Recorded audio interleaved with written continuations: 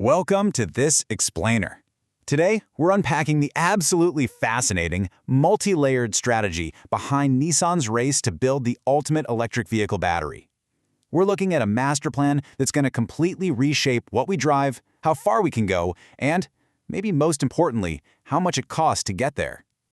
Okay, let's look at the agenda. We'll be covering the EV battery holy grail, liquid versus solid state, the secret sulfur advantage, how dry manufacturing cuts costs, and finally, the road to 2028. Let's jump right in. Section 1, the EV battery holy grail.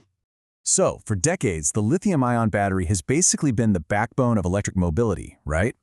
But what we're talking about today isn't just some minor tweak to your car's battery. No, this is a fundamental shift in electrochemical architecture. It's a total reimagining of energy storage designed to solve the two biggest hurdles of modern driving: severe range anxiety and sky-high costs. We're talking about an entirely new way to store and deploy energy.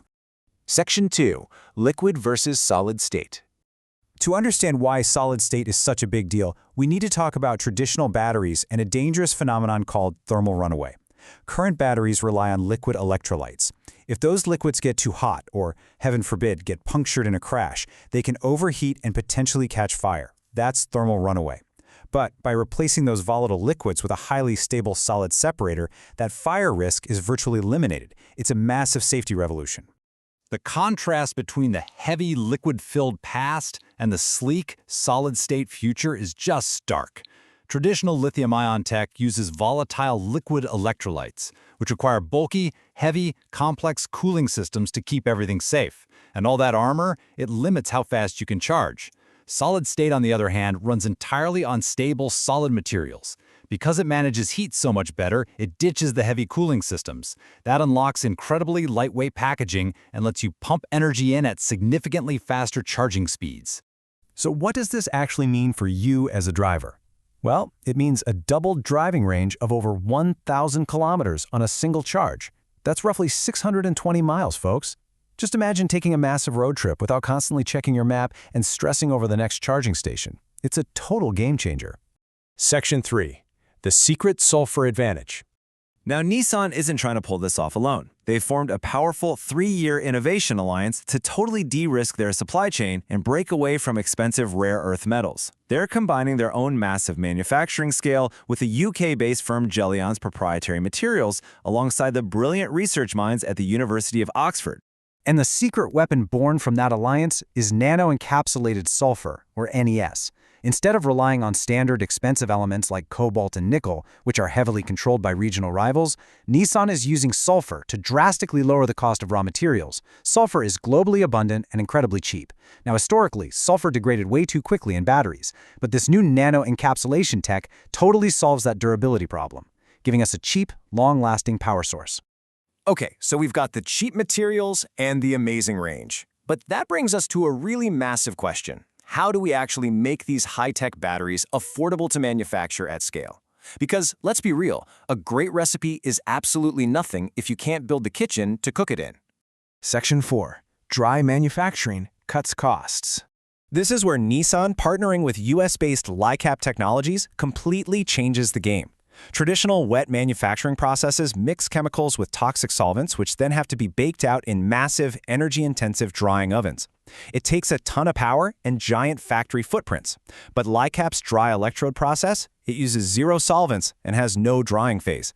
This completely eliminates the need for massive factory ovens, slashing capital expenditure and shrinking the factory footprint to allow for highly efficient microfactories. And there's a bonus. This new dry manufacturing process also allows for a 30% increase in energy density. That means the battery packs hold more power and way less space, so the cars themselves can be sleeker and lighter. Vehicle designers are going to have a whole new playground.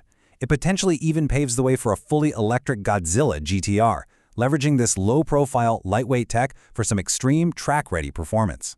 But despite having all these amazing puzzle pieces, Nissan is intentionally playing the long game here. It's a slow-cooked methodology meant to ensure total reliability. As Christophe Emblard from Nissan Europe put it, we can't rush the process. We have to be sure that this technology is reliable and ready to meet our customers' expectations. They're refusing to flash fry this technology just for a quick marketing win. It has to work perfectly from day one. Section 5, the road to 2028. So what's the actual timeline? Well, Nissan has a highly specific step-by-step master plan. In 2025, they launched their pilot production line in Yokohama. Their next huge target is set for 2026, when they plan to successfully achieve a 23-layer cell stack in a single prototype pack to prove the architecture is actually ready. After that, we expect a functional prototype debut in 2027, paving the exact road for a mass-market vehicle launch in 2028. We do have to view this objectively, though, because it is an intense global battery war. The Chinese bloc is moving aggressively, optimizing their massive wet lines to get out ahead with a 1 to 2 year lead time in 2026 or 2027. You also have Western alliances pushing for absolute peak performance targets around 2027. But while rivals might launch slightly earlier or target extreme luxury, Nissan is targeting 2028 with a strategy uniquely positioned to dominate the affordable mass market, relying on economical sulfur and dry manufacturing. So what's the big takeaway for you? Here's some strategic buying advice. If you bought an EV between 2020 and 2023, hold on to your vehicle for 6 to 7 years. Don't sell it now and eat that steep early depreciation. Instead, wait out the current market so you can leapfrog right into the solid-state era and upgrade to this vastly superior tech in 2028 when ranges double and charge times plummet. I'll leave you with this provocative thought to chew on. In a market totally flooded with rushed technology and a dizzying number of startups, will Nissan's deliberate, highly structured, slow-cooked strategy crown them the ultimate winner of the global EV war? Might this be the exact formula needed to win the future? Thank you for joining me for this explainer today. Keep your eyes on the road, because 2028 is going to change absolutely everything.